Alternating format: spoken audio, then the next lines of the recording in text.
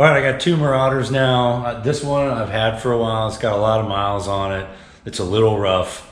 And I was actually looking for the proper Marauder wheels for it. I was searching for Marauder wheels, and I would just search for Marauder. And I came across this Marauder for a pretty good deal, but it doesn't have an engine. That's okay, because I happen to have a spare engine that I'm gonna go ahead and put in this thing and hopefully get this one on the road, because this one's in a lot better shape, interior-wise, exterior-wise, has less miles on than this one. Let me show you the engine that I got for it. Here's the engine that I'm going to use for it. It is a 32 valve dual overhead cam, aluminum block engine. It does have the black valve covers, which these early 300 Alpha Marauders had. They have the black valve covers, so it does have that at least. And I need to check if the oil pan is going to be the correct oil pan, but this engine, I honestly, I can't remember what this engine came out of. I had it sitting in my shed at my house. But I'm going to go through it and kind of see if I can get an idea of what condition this engine is in.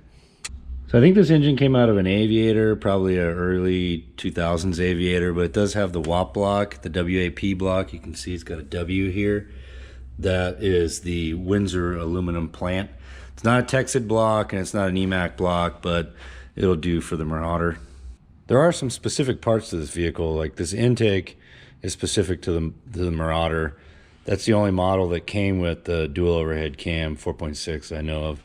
Things like this crossover tube, I'm pretty sure I have everything from previous jobs that I've done on Marauders, but I'm going to use this vehicle as kind of a guide to put that engine in the vehicle that doesn't have an engine.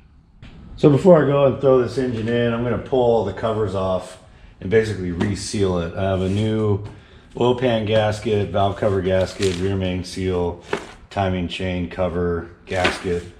And the first thing I want to check is see if I can maybe reuse this dipstick tube. And looking at my Marauder, it looks like it's a little closer because it's got to clear this air intake. So I might have to do a little modification on it and push it over. I hope it's the same oil pan. That'd be really nice. That way we don't have to find a new oil pan further. I'm going to start at the top of this thing. I'm going to take the valve covers off first. Once I get all these components off, well, as I take them off, I can kind of inspect what's going on in the engine to try and get an idea if this engine is even worth putting in the Marauder. So I'm going to go ahead and pull these valve covers off and take a look underneath.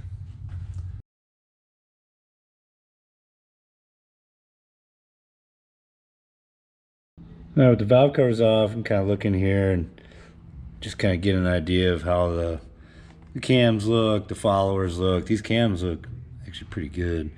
Followers look pretty good too. I don't see any evidence of any like coolant or anything like that in here. Any kind of, usually like one of these sides is pretty dirty too from the PCV, but this side looks pretty good.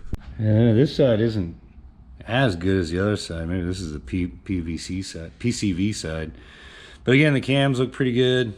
Looks like it's got all of its followers on there. It doesn't look like there's any kind of evidence of anything real bad going on.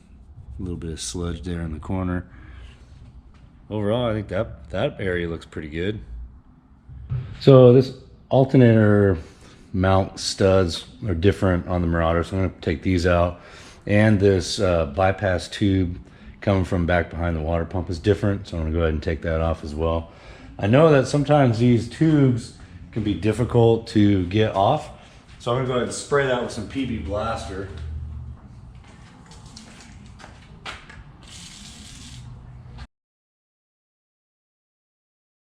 Before I can get this timing chain cover off, I got to get this crank pulley off. And the pulley I use, the pulley puller that I use is a three prong type, and I got to screw into these holes, and I know that they get rusty, so I'm going to go ahead and put some PB Blaster in there right now. So while I work on this bolt, hopefully that'll soak in and make it easier. So this is a little suspicious. It looks like it's been off before because the factory doesn't usually use this much RTV when putting this on there. It's a lot of gray RTV. So this pulley's been off for some reason. Alright, so here's my crank pulley bag. This is usually the tool that I use to get it off, and I got an assortment of different bolts to kind of attach to different crank pulleys.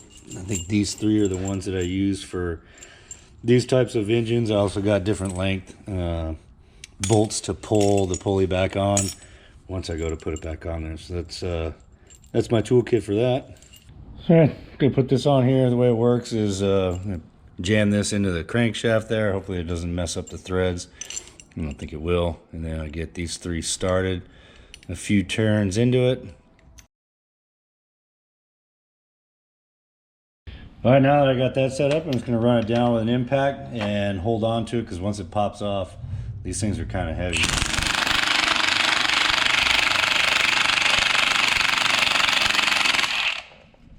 See if the threads got messed up here. Now the threads are kind of down in there, so they're not right up here on the end. There's just a bunch of RTV all over the place on this thing. When these come from the junkyard, they usually just kind of cut all of the harnesses on them. So I'm going to take off some of these broken harnesses or cut harnesses. Should have the regular harness in the new vehicle. Now I'm going to go ahead and work on this timing chain cover. I like to start on these 4 that go through the oil pan so I don't forget about them. Last thing I want to do is do all these and then start prying this thing out, and I forgot about this. Broke the timing chain cover. But I'm going to start down here and then just work my way around.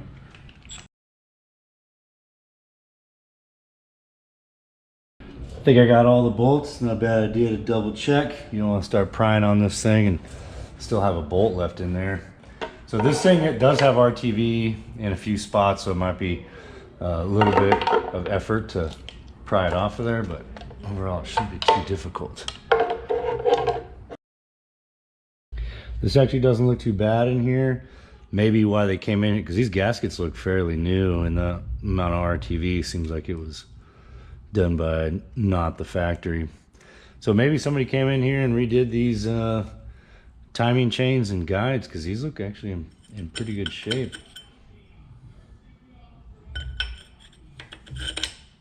I'm not a huge fan of these plastic tensioners on here though. And if I have a set of metal ones, I might swap them on there. Looking in the oil pan though, doesn't look too bad in there. I'm gonna go ahead and remove this oil pan. I like to do it when the engine's like this. I don't want to rotate it around, because if there's any chunks in that oil pan, I don't want it falling up into the engine. So I'm going to take it off just like this. I'll work my way around. I'll leave one on either side so I can kind of pry it down and still be able to hang up there. Looks like this pan's going to be pretty easy to drop, so I'm just going to hold up on it, take these last 2 out. Looks like we do got some chunks of something in here. Yeah, so this looks like an old guide. Oh, wait a minute. Oh yeah, so the guide did come off on this. So take a look at the engine here. This part of the guide is completely missing its plastic piece. So it must have came off of there and then probably started making a bunch of noise. Didn't run that long. I mean, it barely made any kind of wear on here. So you always got to wonder, like, why these vehicles went into the junkyard. And I try, sometimes when you see a vehicle in a junkyard that doesn't have any damage to the vehicle itself, that means either the engine's bad or the transmission is bad.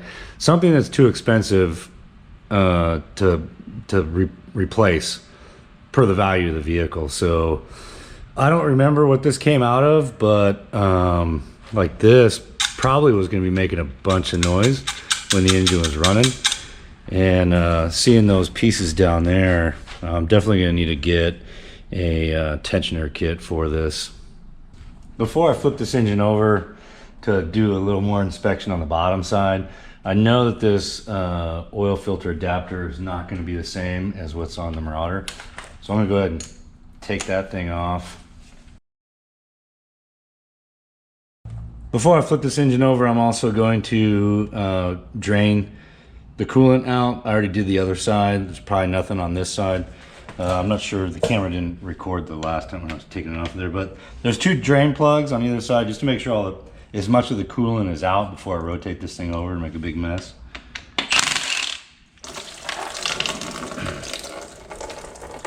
I don't want to forget to put this plug back in. Time to flip this thing over and see what we got going on the bottom side.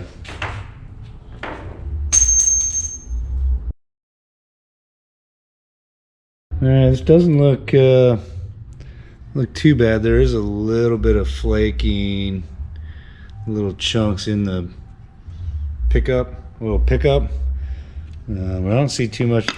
Oh no. It's got a rod bearing.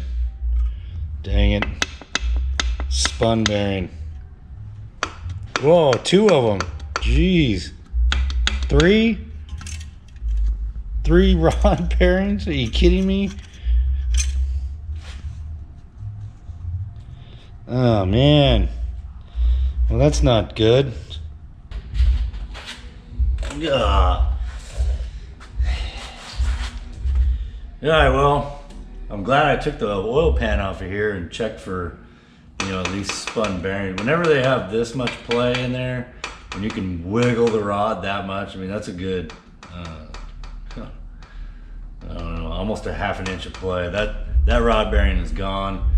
Hopefully, the crank, the main bearings aren't gone, but I'm gonna have to think about this because this engine is gonna take some work in order to get it into this Marauder here. So let me know what you think I should do in the comments down below, and I'm gonna think about this and see what I want to do. I might have some other engines. I do have a 6.2 liter that if I'm gonna rebuild an engine, maybe I'll just rebuild that 6.2 liter. It's a Super Duty, same with what they had in a Raptor. To me, that'd be funner than just putting a factory engine back in there. I don't know how California would care about putting a 6.2 inside one of these things, but maybe I'll do that. I'm not sure. Let me know what you think down below. Thanks for watching, and we'll see you later.